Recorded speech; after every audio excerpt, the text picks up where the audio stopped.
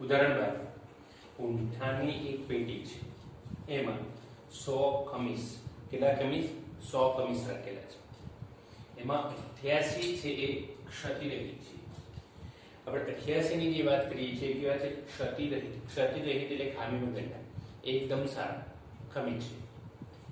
તે પૈકી 8માં નાની ખામી, નાની મોટી કોઈ ખામી છે, 8માં નાની ખામી, અને 4માં મોટી ખામી છે. એ ખમીસ આપણને ગમે નહીં એવી ખામી. એટલે 100 ખમીસ પૈકી 88 એક ક્ષતિરહિત છે, ખામી વગરના છે, બાકીના 8 છે એમાં નાની ખામી છે, અને 4માં મોટી ખામી છે. હવે જો વેપારી જે જીમી છે, યાદ રાખો, વેપારી જે જીમી છે એ ક્ષતિરહિત જ ખમીસ સ્વીકારશે. એટલે જે વેપારી જીમી છે એમાં કોઈ પણ ક્ષતિના એવા જ ખમીસ એ લે છે. જ્યારે સુજાતા માત્ર મોટી ખામી વાળા હોય તો જ નકારશે, બાકીના લઈ લેશે. એટલે એનો મતલબ શું થયો? સુજાતા મોટી ખામી વાળા પેલા નકારશે, એનો મતલબ કે ક્ષતિરહિત અને નાનામાં નાની ખામી હોય તો એ લઈ લેશે. જો અહીંયા 100 ખમીસ છે એટલે તમે આટલા ઉદાહરણ જોયા અને તમે પ્રયત્ન કર્યો છે, ઘરે પ્રેક્ટિસ કરી છે, એટલે તમને મોટા ભાગે ખ્યાલ આવી ગયો છે. અહીંયા શક્ય પરિણામની કુલ સંખ્યા શું હશે? આપણે જેમાંથી પસંદ કરવાના છે એ 100 માંથી પસંદ કરવાના છે. એટલે શક્ય પરિણામની કુલ સંખ્યા જે છે એ કેટલી આવશે? અહીંયા 100. યાદ રાખજો. હવે ઘટના જે એક જીમીને સ્વીકારીએ, યાદ રાખો, જીમીને ક્ષતિરહિત ખમીસ, તો ક્ષતિરહિત ખમીસ કેટલા છે? 88. તો જીમીને સ્વીકારી કેટલા છે? 88. તો એના માટે સાનુકૂળ પરિણામની સંખ્યા કેટલી થશે? 88. લખેલ આવી ગયું. P of J એટલે જે ઘટનાની સંભાવના, સાનુકૂળ પરિણામ ઘટના જે ના અને કુલ પરિણામ, જવાબ મળશે 0.88. ઓકે, ચલો બીજો તમને આવડશે. ઘટના S, સુજાતાને સ્વીકાર્ય હોય. સુજાતાને કેવા સ્વીકાર્ય છે? માત્ર મોટી ખામી વાળા. મોટી ખામી વાળા કેટલા છે? 4. એ સિવાયના 88 ખામી વગરના એટલે ક્ષતિરહિત, અને 8માં નાની ખામી છે. એટલે 88 8 પસંદ કરશે, પેલા નહીં કરે. તો સંખ્યા બરાબર શું થશે? એ 88 વત્તા 8 એ 96. યાદ રાખજો, 88 વત્તા 8 એટલે 96 ખમીસ એ પસંદ કરશે. તો એના માટેની સંભાવના જોઈએ તો 96/100. તો એની સંભાવના આવશે 0.96. ઓકે,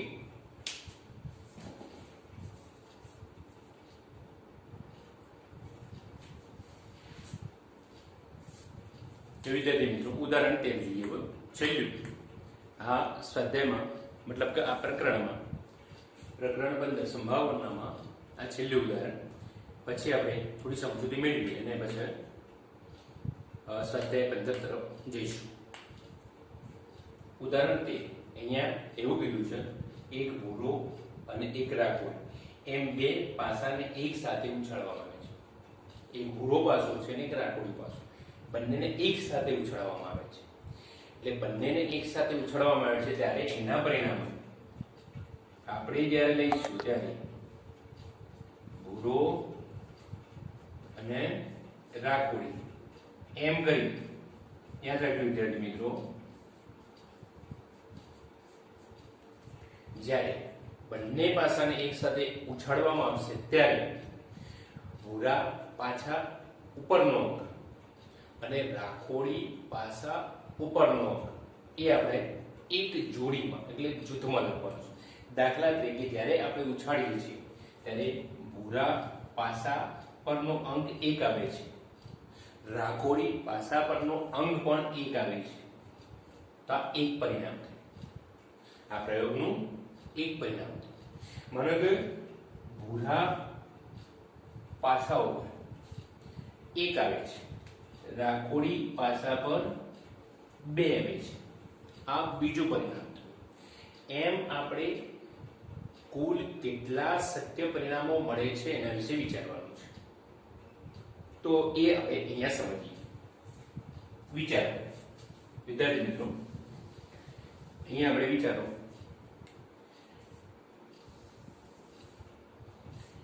અહીંયા આપણે ભૂરો પાસો, અહીંયા આપણે રાખોડી પાસો. સમજી લેજો. તો ભૂરા પાસા ઉપર 1 2 3 4 5 અને 6 પરિણામ. રાખોડી પાસા પરના 1 2 3 4 અહીંયા આપણે 1 2 3 4 5 અને 6.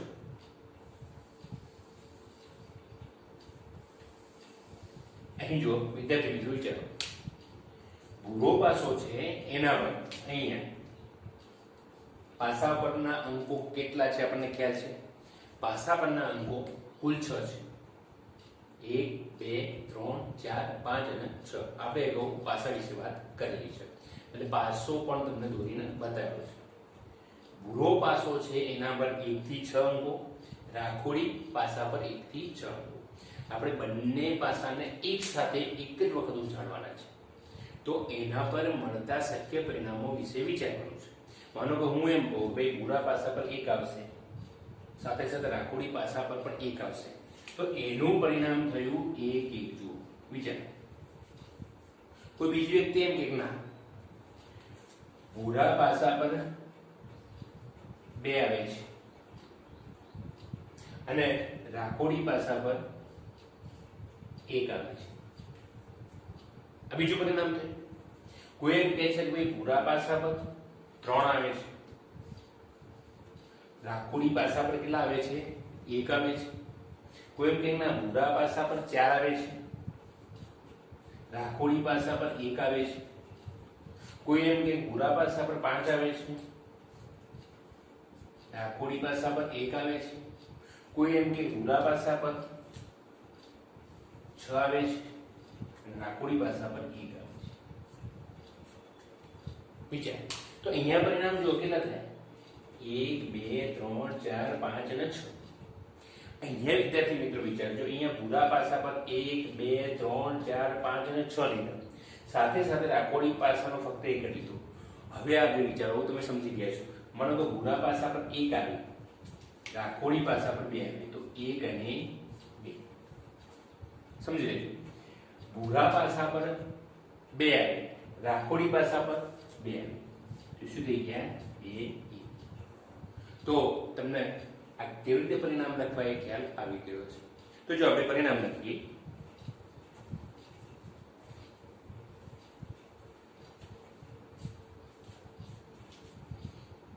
તમે લખી દેવો છે, આપણે જોઈએ છીએ તમને કેટલો ખ્યાલ આવે છે. ઓકે. હવે જો આગળ આ બધા પરિણામ તમે લખી લીધા. વિચારો, ભૂરા પાસાના 3,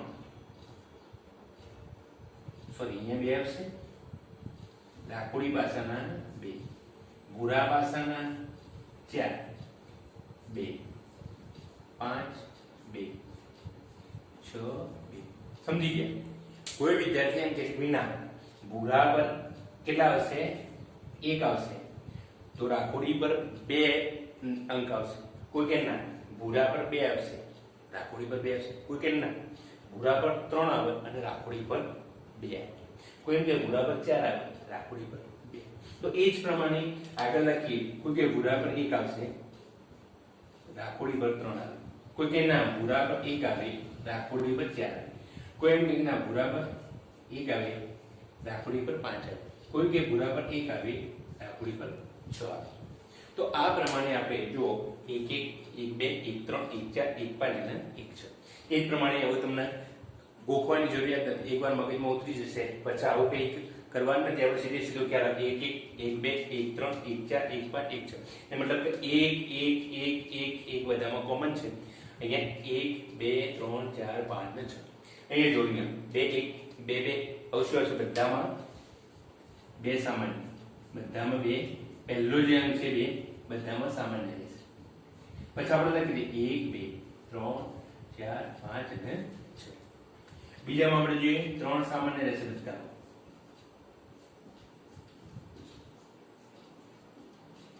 2 જો 3 1 2 3 4 5 6 આ રીતે પણ આપણે ઝડપી લખી શકીએ છીએ. તો જો આને આપણે થોડું વ્યવસ્થિત રીતે લખીશું.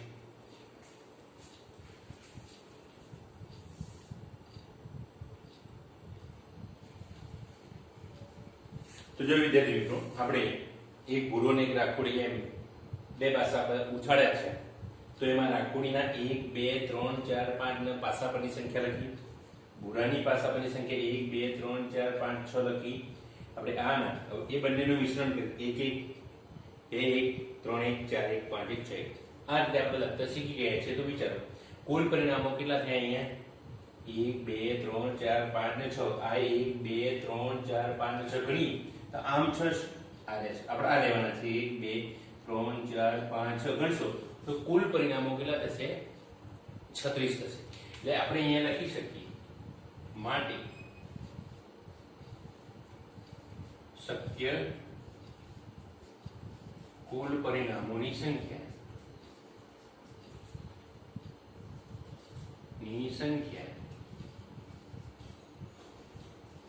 36 છે. આપણે શક્ય કુલ પરિણામોની સંખ્યા આપણે લઈશું 36. શક્ય કુલ પરિણામોની સંખ્યા 36 છે. હવે જો અહીંયા ઘટના ઈ પહેલી જ હતી બે સંખ્યાનો સરવાળો 8 થાય. ટૂંકમાં આપણે શું વિચારવાનું છે પાસા પરની બે સંખ્યાઓ અહીંયા જો 1 ને 1 કેટલા થયા 2 2 ને 1 કેટલા થયા 3 3 અને 1 કેટલા થયા 4 4 અને 1 કેટલા થયા 5 એમ એ સંખ્યાનો સરવાળો કેટલો થવો જોઈએ 8. તો વિચારો એમાં 8 થાય એવો આમાં 6 ને 1 7 આમાં વિચારો તો જો એક આ સંખ્યા આવશે 6 અને 2 8 પછી જો 5 ને 3 8 4 અને 4 8 3 અને 5 8 અને 2 અને 6 8 આટલી સંખ્યાઓ આવશે. તો વિચારો એ આપણે લઈશું તો એ આટલી આ સંખ્યા આપણે લઈ શકીએ છીએ અહીંયા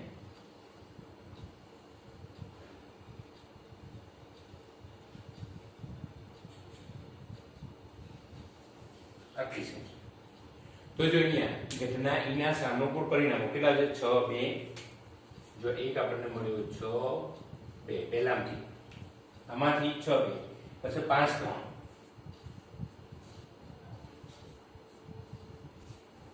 4 4 3 5 અને છેલ્લે 2 અને 6 વિચારો કેટલા પરિણામો થાય અહીંયા 1 2 3 4 અને 5. તો સાનુકૂળ પરિણામોની સંખ્યા કેટલી થઈ અહીંયા 5 અને કુલ કેટલા છે 36. હવે જો બે સંખ્યાનો સરવાળો 13 હોય તો જો અહીંયા છેલ્લામાં છેલ્લી મોટામાં મોટી સંખ્યા અહીંયા 6 અને 6 6 અને 6 મોટામાં મોટો સરવાળો 12 થાય છે અને ઓછામાં ઓછો સરવાળો 1 ને 1 2 ઓછામાં ઓછો બે સરવાળો અને વધુમાં વધુ અહીંયા 6 અને 6 12 થાય છે. 13 થી વધુ થતો નથી. તો સાનુકૂળ પરિણામો આપણને મળશે નહીં. તો સાનુકૂળ પરિણામોની સંખ્યા કેટલી થઈ 0. તો અહીંયા 0 ભાગ્યા 36 બરાબર 0. અથવા તો આને આ રીતે પણ લખી શકાય કે આ ભાઈ ઘટના કેવી છે અશક્ય ઘટના છે. 13 કરતા વધુ સરવાળો મળે નહીં તે અશક્ય ઘટના છે માટે એના પરિણામો મળે નહીં એટલે એ અશક્ય ઘટનાની સંભાવના શું થાય 0 થાય છે. હવે ત્રીજો ભાગ આપણે જોઈએ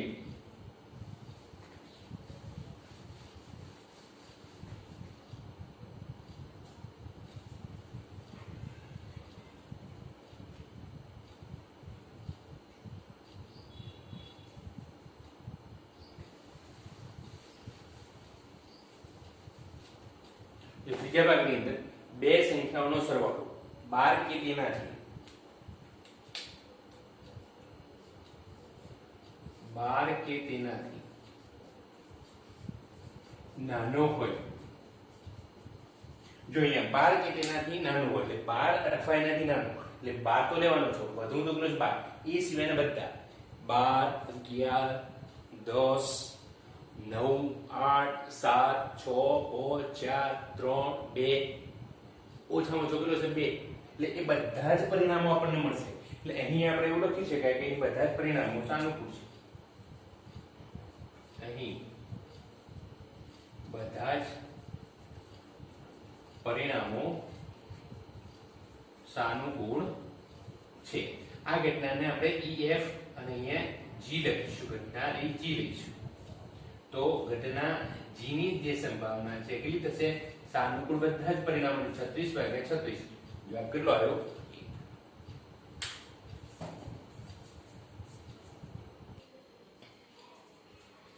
હજુ વિદ્યાર્થી મિત્રો સ્વાધ્યાય આપણે 15.1 ગણીએ એ પહેલા કેટલીક મહત્વની બાબતો સમજી લઈએ. અહીંયા આપણે કોઈ પણ સંખ્યા આપેલી હોય, દાખલા તરીકે સિક્કાને 1000 વાર ઉછાળો, છાપ 500 વાર મળે છે, તો એમાં શક્ય પરિણામો 1000 અને સાનુકૂળ પરિણામો 500 મળે છે. એ જ રીતે 3 લાલ, 2 પીળા, 6 બીજા કલરના ભૂરા કલરના હોય તો ત્રણેયનો સરવાળો કરીએ છીએ તો આપણને સાનુકૂળ પરિણામો મળે, શક્ય પરિણામો આપણને મળી જતા હોય છે. પરંતુ સિક્કા માટે ઘણા વિદ્યાર્થીઓને થોડા પ્રોબ્લેમ્સ થતા હોય છે. કોઈ સિક્કો એકવાર ઉછાળીએ કેટલા પરિણામ મળે, 2 વાર ઉછાળીએ કેટલા પરિણામ મળે, 3 વાર ઉછાળીએ કેટલા પરિણામ મળે. તો અહીંયા એની સમજ માટે આપણી બુકમાં નથી, પરંતુ એની સમજ માટે આપણે અહીંયા થોડું મૂકેલું છે. જો સિક્કો ઉછાળવા માટે પ્રયત્નની સંખ્યા આપણે n લઈએ છીએ, પ્રયત્નોની સંખ્યા n લઈએ તો એના માટે એક સૂત્ર બને છે. શક્ય પરિણામોની કુલ સંખ્યા સિક્કા માટે 2 ની n ઘાત. આપણને પ્રશ્ન થાય કેમ 2? તો સિક્કાની 2 સાઈડો છે. કેટલી છે? 2 બાજુ, છાપ અને કોટો. એટલા માટે એ 2 બાજુઓને 2 અને એની પ્રયત્નોની સંખ્યા તો 2 અને એની n ઘાત. જો પાસો આવશે તો એને કેટલી બાજુઓ છે? 6. તો 6 ની n ઘાત હશે પાસામાં. પણ અહીંયા સિક્કો છે, સિક્કાની 2 સાઈડો છે તો અહીંયા 2 ની n ઘાત થશે. હવે જો આપણે એનું ઉદાહરણ તમને કે દાખલા તરીકે સિક્કાને એક વખત ઉછાળીએ તો n બરાબર કેટલા લેવાના? 1 લેવાના છે. તો જો શક્ય પરિણામોની સંખ્યા બરાબર અહીંયા શક્ય પરિણામોની કુલ સંખ્યા બરાબર શું આવશે? 2 તો ખરા. n બરાબર કેટલા મૂકવાના? એક વાર ઉછાળે એટલે 2 ની 1 ઘાત બરાબર 2. આપણને ખ્યાલ છે અને આપણે એ પરિણામ મેળવેલું છે કે સિક્કાને એક વખત ઉછાળીએ તો કો તો છાપ મળે, કો તો કોટો મળે. તો આપણે કેટલા પરિણામ મળ્યા છે? અહીંયા 2 પરિણામ. H અને P અહીંયા આપણે લખેલા છે. હવે બીજું, જો સિક્કાને 2 વખત ઉછાળવામાં આવે તો સિક્કાને 2 વખત ઉછાળવામાં આવે પ્રયત્નોની સંખ્યા કેટલી છે? 2. સૂત્રમાં પ્રયત્નોની સંખ્યા n 2 લઈશું. 2 ની 2 ઘાત. તો જુઓ 2 ની 2 ઘાત. 2 ની 2 ઘાત કેટલા થયા? 4. ચલો એના પરિણામ આપણે એ પણ મેળવેલા છે. HH, HT, TH અને TT. ઓકે. એ જ પ્રમાણે જો સિક્કો 3 વખત ઉછાળવામાં આવે તો આપણા અભ્યાસક્રમમાં મહત્તમ સિક્કો 3 વખત ઉછાળીએ તો સુધીની હોય છે, પરંતુ 4 વખત આવે, 5 વખત આવે તો એના પરિણામોની સંખ્યા તો તમને આવડી જશે. સિક્કો 3 વખત ઉછાળવામાં આવે તો પ્રયત્નોની સંખ્યા n બરાબર 3 લઈએ. 2 ની 3 ઘાત કેટલા થયા? 8. જુઓ પ્રથમ 3 વખત છાપ આવે, છાપ છાપ છાપ. પ્રથમ 2 વખત છાપ, ત્રીજી વખત કોટો આવે. પ્રથમ વખત છાપ, બાકીની 2 વખત કોટો આવે. કોટો છાપ કોટો. જો આ પરિણામ લખ્યા બાદ એનાથી ઉલટું કરી દો. જો કદાચ ના આવડે, કદાચ ગોખવું ન હોય તો થોડી સમજમાં અહીંયા પહેલા લખી દે 3 વાર છાપ, પછી એક વાર છાપ ઘટાડી દે. છાપ ઘટાડી દે, કોટો થઈ ગયો. 2 વાર છાપ, 1 કોટો. ફરી વાર એક છાપ ઘટાડી દીધી, 1 છાપ 2 કોટો. જો પહેલા 3 વાર છાપ, 2 વાર છાપ અને 1 વાર છાપ. તો પ્રત્યેક છાપે અહીંયા કોટો મૂકી દેજો. 3 વાર છાપ, 2 વાર છાપ તો 1 વાર કોટો. અગર 3 પરિણામ આવશે એક જોડકા. અહીંયા 1 વાર છાપ, 2 વાર કોટો અને ત્રીજી વાર અહીંયા શું કરવાનું? કોટો છાપ કોટો. હવે જો એનાથી ઉલટું કરી દો. જો અહીંયા h h h h છે ત્યાં શું મૂકી દેવાના? t t. જો અહીંયા h h h છે તો t t t મૂકી. h h t તો t t અને જો t છે તો h મૂકી દો. h t t તો t, પછી જો t t હતા તો h મૂકી દો. t h t જો t બે બાજુ હતા તો h મૂકી દો. આ જો ગોખવું ના તો સીધી તમને સમજણ પડી જાય. આટલું જો તમે લખી લો એનાથી ઉલટું પછી જો h છે તો t, જો t છે તો h મૂકી દો. બે મળી. તો ટોટલ 1 2 3 4 5 6 7 અને 8 પરિણામો આપણને મળે છે. તો આ તમારે યાદ રાખવાનું. જો સિક્કો 4 વખત ઉછાળીએ તો n બરાબર કેટલા લેવાના? 4. તો 2 ની 4, 2 2 4 2 2 2 4 2 8 2 16. તો એવામાં કેટલા પરિણામ મળશે? 16. જો ખાલી જગ્યા પૂછે તો પણ આ સૂત્ર આપણે કામનું છે. તો આ તમારે ક્લિયર કરવાનું છે. હવે જો જે રીતે આપણે સિક્કા માટે કર્યું એ રીતે આપણે પાસા માટે વાત કરીશું. પાસો આપણને ખ્યાલ છે આ પ્રકારનો પાસો છે. પાસા માટે આપણે વાત કરીશું. જો પાસાને ઉછાળવા માટે પ્રયત્નની સંખ્યા n હોય તો શક્ય પરિણામોની કુલ સંખ્યા 6 ની n ઘાત. જેમ પહેલાની બે બાજુ હતી સિક્કાની એમ પાસાની કેટલી બાજુ હોય છે? 6 બાજુ. 6 ની n ઘાત. જો પાસાને એક વખત ઉછાળીએ તો n બરાબર 1 તો શક્ય પરિણામોની કુલ સંખ્યા 6 ની 1 બરાબર કેટલા? 6. આપણને ખબર છે શક્ય પરિણામો 1 2 3 4 5 અને 6. જો પાસાને બે વખત ઉછાળીએ તો 6 ની કેટલી ઘાત થશે? 2 ઘાત. જેમ 6 ગુણ્યા 6 એટલે 36. શક્ય પરિણામોની સંખ્યા આપણે અગાઉ આના પહેલા લખી હતી 1 1 2 એટલે ટોટલ પરિણામની સંખ્યા આ. પાસામાં વધુ વખત આપણે બે વખત ઉછાળવાના પરિણામો આવે છે. બરાબર છે. જો ખાલી જગ્યા પૂછે 2 3 વખત ઉછાળે શક્ય પરિણામોની સંખ્યા તો 6 ની 3 ઘાત કરી દેવાની. 36 ગુણ્યા 6 એ ખાલી જગ્યા તમે કરી શકો છો. ઓકે, હવે આપણે સ્વાધ્યાય 15.1 તરફ જઈશું.